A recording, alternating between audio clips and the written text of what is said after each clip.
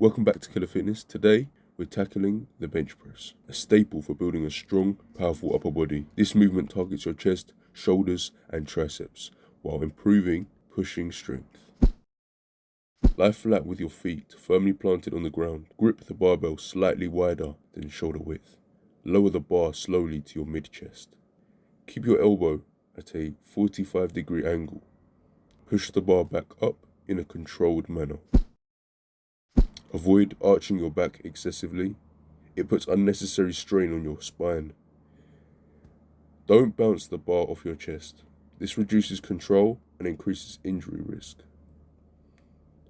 A pro tip: engage your core for stability and keep your feet firmly planted to generate power. I would recommend squeezing your shoulder blades. This makes the exercise more focused on your chest. If you found this video helpful, please let us know in the comments. Thank you for watching. Follow for more.